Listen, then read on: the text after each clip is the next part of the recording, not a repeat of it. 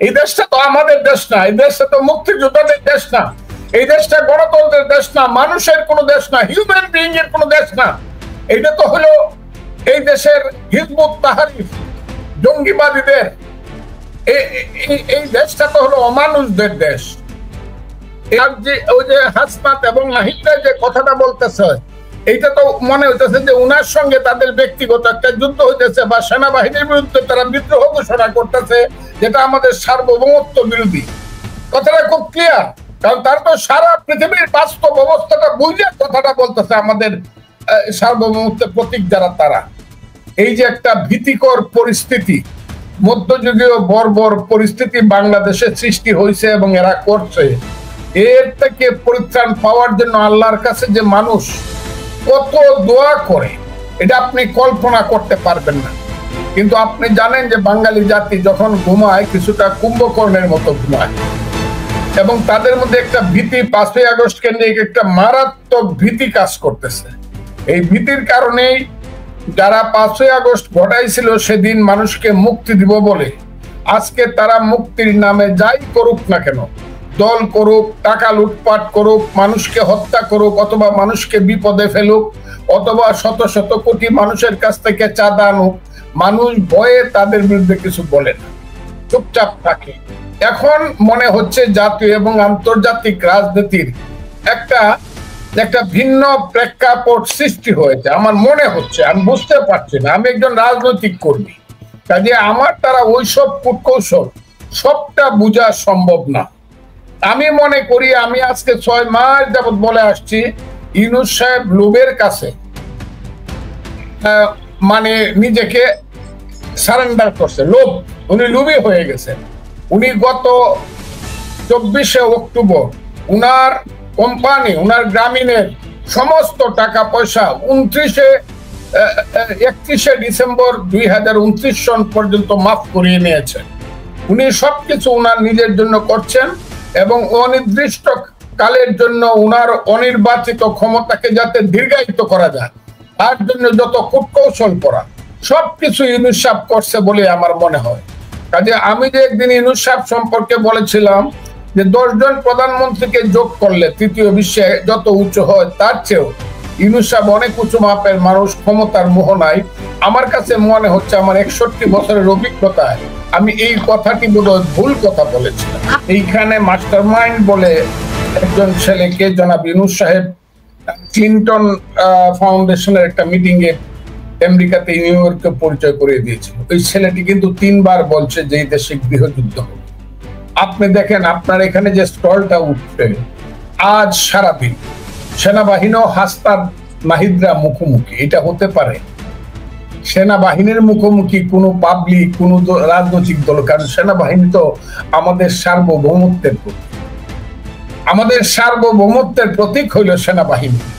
কাজে সেনাবাহিনীর মুখোমুখি দাঁড়ায় এবং এই ছেলেরা যে ধরনের কথাগুলো বললো, আমার কাছে মনে হয় আল্লাহ গো, আমরা তো তাদের বয়সের ছিলাম, এমনকি আমরা কিন্তু যুদ্ধ করে আসা হাজার হাজার মুক্তিযোদ্ধা যারা একসময় ছাত্র রাজনীতি করতাম। আমি যখন ছাত্র রাজনীতি করতাম তখন একটা ডিস্ট্রিক্টের প্রেসিডেন্ট সেক্রেটারি আমার পাস হয়ে গেছে। আমার বয়স তখন 23 বছর 9 মাস। আমি তো ট্রাক দিয়ে অস্ত্র জমা দিছি, ডিসি অফিসে ট্রাক দিয়ে শত শত অস্ত্র জমা দিছি, দিয়েই আমি ঢাকা বিশ্ববিদ্যালয়ে আসছি আবার লেখাপড়া করার জন্য। কলেজ, এই ইউনিভার্সিটির ক্লাসে গেছি। অধ্যাপিকা নাজমা চৌধুরীর মতো মহিয়সী মহিলা ছিলেন আমাদের শিক্ষিকা, আমাদের প্রফেসর। জাতীয় অধ্যাপক আব্দুর রাজ্জাক, বিশ্ববিখ্যাত ব্যক্তি যারা আমাদের শিক্ষক ছিলেন, তাদের পায়ের কাছে বসে জ্ঞান অর্জন করার চেষ্টা করেছি, কিন্তু কোনোদিন তো বলি নাই যে আমাদেরকে রাষ্ট্রের কিছু ক্ষমতা দাও, আমরা যেহেতু যুদ্ধ করছি। কিন্তু এই ছেলেদেরকে কি পাইল আমি বুঝলাম না। 1 মাস আন্দোলন করে তারা মন্ত্রিত্ব নিল, তারা রাজনৈতিক দল করলো, আবার ছাত্র রাজনীতির নামে তারা সমস্ত জায়গাতে গিয়ে লাল কার্পেট সম্বর্ধনা নেয়। তারা জায়গায় জায়গায় সমন্বয়কের নামে লাখ লাখ টাকা সেখানে চাঁদাবাজি করে, ডিসিএসপি ইউনু ওসিকে ধমক দেয়। এই যে দেশটা চলছে এবং তার বিরোধিতা কেউ করলে পরে তার বাড়ি ঘরে আক্রমণ করে মব সৃষ্টি করে, এবং মবের একটা পর্যায়ে এমন একটা জায়গাতে গেল, 5ই ফেব্রুয়ারিতে এমন ঘটনা বাংলাদেশে ঘটলো যেটা পৃথিবীর ইতিহাসে ঘটা উচিত ছিল না। পৃথিবীর 800 কোটি মানুষ দেখলো আমরা কত বড় অকৃতজ্ঞ জাতি। 5ই ফেব্রুয়ারি আমরা কত বড় অকৃতজ্ঞ জাতি, এটা আমি কিন্তু এটা জমা রাখলাম। As Fazlur Rahman, as a freedom fighter, as a human being, as a lawyer of Supreme Court, আমি বাংলাদেশের সিনিয়র লয়ার হিসাবে ওই 5ই ফেব্রুয়ারির ঘটনাটা আমি বলতে চাই না। বলবো যেদিন, সেদিন কিন্তু সব শেষ হয়ে যাবে, সেদিন বলা হবে। 5ই ফেব্রুয়ারির 32 নম্বরের ঘটনাটা আমি আর আজকে বলতে চাই না। তারপরে যা হলো, এই দেশের সমস্ত মুক্তিযোদ্ধার স্কাল্পচার ভেঙে দেওয়া হলো। এই দেশে শেষ পর্যন্ত 7 জন বীর শ্রেষ্ঠ, তাদের আজকে বঙ্গবন্ধু সহ 400 রাজনীতিবিদের, মুক্তিযোদ্ধাদের খেতাবিটা কেড়ে নেওয়া হয়েছে। আমি তো জানি, আমি বললাম তো এই কথাটা আমি রেখে দিলাম এই কারণে, this time is coming, then the time will come when I will answer in time. আমি ফজলুর রহমান যদি বেঁচে থাকি, যে জিনিসটা আমি এটা আজকে বলবো না, কারণ দেশের যে অবস্থা, এই অবস্থায় দাঁড়িয়ে আজকে কি হবে আমি জানি না। আপনি তো বসে আছেন অনেক দূরে, আপনাকে এই কারণে সালাম জানাচ্ছি, সেলুট জানাচ্ছি। আপনি আমার বোনের মতো, যদিও আপনি অনুজ প্রতিম বোন আমার। আমি আপনাদেরকে বলি, আপনারা এত দূর থেকে নিজেরা চিন্তা করেন। আমার কিন্তু এই গত 2 মাস যাবত রাতে কোনো ঘুম হয় না, আপনি বিশ্বাস করবেন না। আমি গত 7 মাস ধরে ঘুমাতে পারি না। আপনারা বলতে পারেন আমরা দূরে আছি, হয়তো আমি এই দেশে ফেব্রুয়ারি মাসের পর থেকে আমার কোনো ঘুম হয় না। এই দেশটা কেন আমরা সৃষ্টি করতে না? এই দেশটা তো আমাদের দেশ না, এই দেশটা তো মুক্তিযোদ্ধাদের দেশ না, এই দেশটা গণতন্ত্রের দেশ না, মানুষের কোনো দেশ না, হিউম্যান বিইং এর কোনো দেশ না। এটা তো হলো এই দেশের হিজবুত তাহরির, জঙ্গিবাদীদের। এই দেশটা তো হলো অমানুষদের দেশ। এই দেশটাতে আমরা বাইচে আছি কিভাবে আমি জানি না। আমি তাই আজকে আপনাকে একটা কথা খুব ক্লিয়ারলি বলি, কি হবে আমি জানি না, তবে আমার ধারণা আল্লাহ সত্য, আল্লাহর পৃথিবী সত্য, আল্লাহর সর্বশ্রেষ্ঠ সৃষ্টি হইল আশরাফুল মখলুকাত মানুষ। যতদিন এই দেশে আশরাফুল মখলুকাত মানুষ থাকবে, এই দেশ ভালো হবে। এই দেশ শেষ পর্যন্ত মানুষ জিতবে, মুক্তিযুদ্ধের পক্ষে মানুষ জিতবে। এটা আমি, কারণ মুক্তিযুদ্ধ সত্য, এবং সত্যের এবং ন্যায়ের পথে একদিন মুক্তিযুদ্ধ হয়েছিল এদেশে। আমি সবসময় কথাটা বলছি যে আওয়ামী লীগকে যে নিষিদ্ধ করতে চান, আওয়ামী লীগের তো সর্বশেষ 43% ভোট ছিল। সেই 43% ভোট তো বাংলাদেশের প্রায় অর্ধেক। 2008 সনের কথা আমি বলছি, 43% ভোট ছিল। ধরেন 10% ভোট যদি আমি ছেড়ে দিই, তাও তো 30-33% ভোট আওয়ামী লীগের আছে।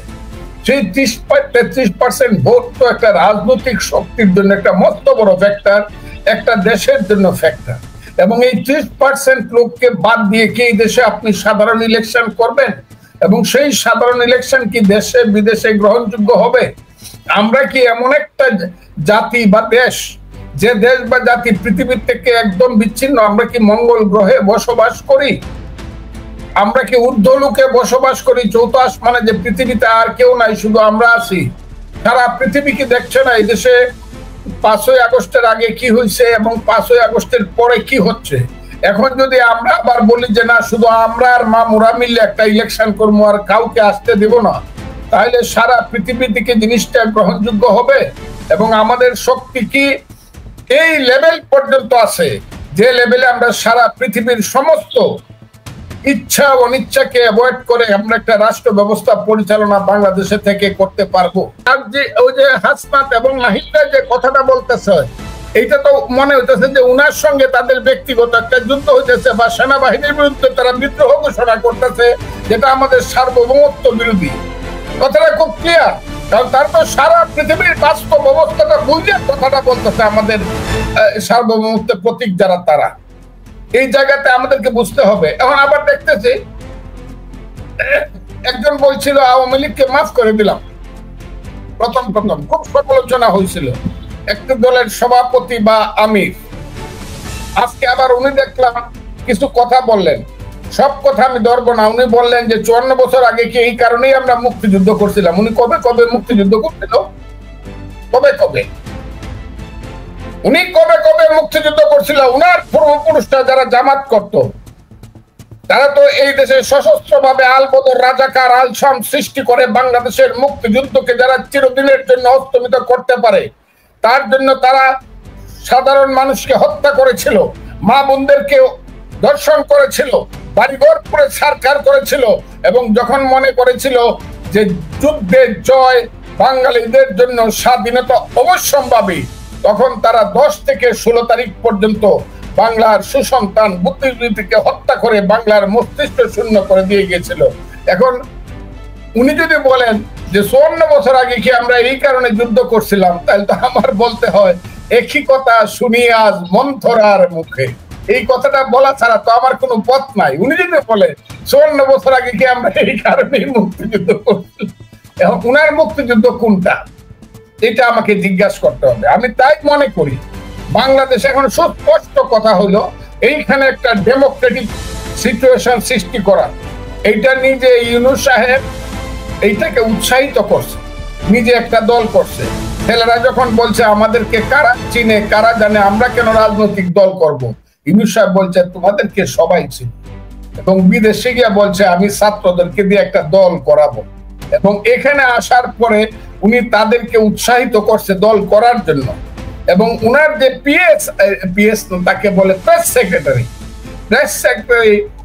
যেদিন নাহিদ ইসলাম পদত্যাগ করে দেখা করতে গেছে, ইউনূস সাহেবের সাথে পদত্যাগ করতে গেছে, সেই দিন তার প্রেস সেক্রেটারি বলছে আপনি হবেন বাংলাদেশের প্রধানমন্ত্রী, হাত নাড়া দিয়া। এই যে বাংলাদেশের অবস্থা, এই যে ছেলে খেলা চলছে একটা দেশকে নিয়ে, 26 বছরের একটা ছেলেকে বলা হয় সে হবে বাংলার প্রধানমন্ত্রী। যারা যদি ইউনূস সাহেব পুলিশ না দেয়, নিজের বাড়িতেও যেতে পারবে না মাকে দেখার জন্য পুলিশ ছাড়া। আমি চ্যালেঞ্জ করলাম,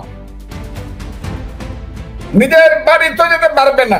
আর আওয়ামী লীগের পুনর্বাসন জনগণ মেনে নেবে না। জামাত আমির কথাটা যে বলছে, উনি উনার কথাটা বলতে পারে, কিন্তু আওয়ামী লীগ উনি যত ভোট পাবে একদম ফ্রি ছেড়ে দিলে বাংলাদেশে সর্বোচ্চ, বুঝছেন? আওয়ামী লীগ মরে গেলে কিন্তু তার 25% ভোট আছে এখনো। কাজে জনগণ কোনটা, এটা তো জামাতের আমিরের একটু বোঝা দরকার, জনগণ মেনে নেবে না। আপনি বলতে পারেন আন্দোলনের যারা শক্তি ছিলেন, সেই আন্দোলনের শক্তিকে আপনারা নিজেদেরকে নিজেরা রক্ষা করতে পেরেছে? গত 7 মাসে আপনারা যা করেছেন, 1 নম্বর কথা হলো আপনারা তো বাংলাদেশের অস্তিত্বে হাত দিয়েছেন। অস্তিত্ব, যে সন্তানকে আপনারা স্বীকার করেন না তাকে জারজ বানায় ফেলতেছেন। আপনারা বাংলাদেশকে জারজ বানায় ফেলতেছেন। আপনারা বলতে 47 আর 24 নাকি মুক্তিযুদ্ধ, 71 নাকি ভাইয়ে ভাইয়ে গন্ডগোল।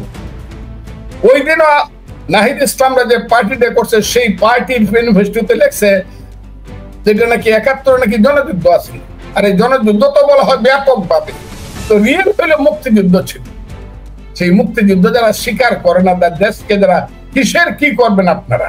তারা যে কতগুলো সুন্দর সুন্দর কথা শুনছে, এই ছেলেদেরকে দিয়ে আমার সুতলি পেলে হানি দরকার। আমরা 4, 5 পড়তাম সময় প্রাইমারি স্কুলে, মাস্টাররা আমাদেরকে দিয়া লেখাইতো গরুর রচনা লেখো। এই ছেলেদেরকে দিয়ে গরুর রচনা লেখানো দরকার। জনযুদ্ধ কি, বামপন্থীরা কেন বলতো, ইনকলাব জিন্দাবাদ কি, কেন ইনকলাব জিন্দাবাদ 1921 সনে কমরেড মুজাফর আহমদরা কমিউনিস্ট পার্টি করে সময় দিছিল। এই ছেলেদেরকে তো শিক্ষা দেওয়া উচিত এইগুলা। What is second Republic? কেন ফ্রান্সের সেকেন্ড রিপাবলিক কেন হয়েছিল 14 লুইকে পরাজিত করিয়া?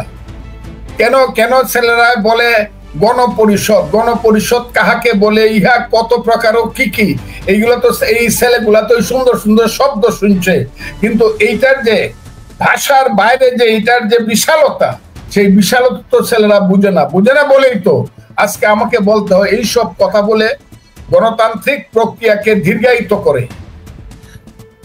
অনির্বাচিত ক্ষমতাকে কুক্ষিগত করে অনির্দিষ্টকাল ক্ষমতায় থাকার জন্যই ইউনূস সাহেব নিজে এই পেশটা লাগাইছে বাংলাদেশে। এখন যা শুনতে এই পেশ তো হওয়ার কথা না।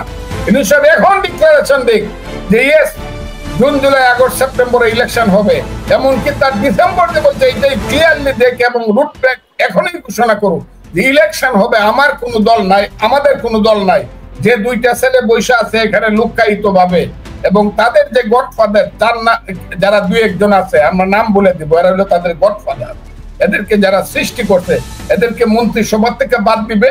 রিয়েল নিরপেক্ষ মানুষ নিয়ে তত্ত্বাবধায়ক সরকার ইউনূস সাহেব গঠন করবে। ইউনূস সাহেব আমি বললাম রিয়েল তত্ত্বাবধায়ক সরকার।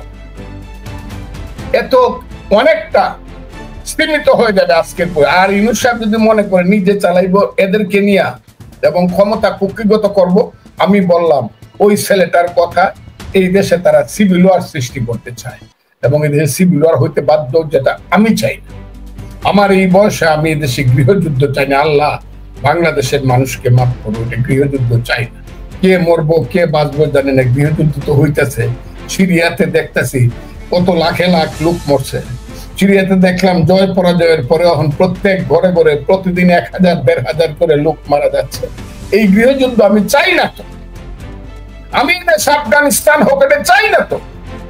এটা সিরিয়া লেবানন হোক, এটা ইরাক হোক, এটা মধ্যপ্রাচ্যের সেই দেশ হোক যে দেশে মানুষের কোনো গণতান্ত্রিক অধিকার নাই, গোলামির জিঞ্জিরে আবদ্ধ মানুষ। আমি তো সেই দেশ চাই না। আমি তো সেই দেশ চাই না যে দেশে শুধু ধর্মের নামে ব্যবসা হয়। এই দেশটা তো আমি চাই না। চাই না বলে আমি তো চাই ইউনূস সাহেব আপনি যান, যত তাড়াতাড়ি পারেন আপনি যান, একটা তত্ত্বাবধায়ক সরকার আসুক, একটা ইলেকশন।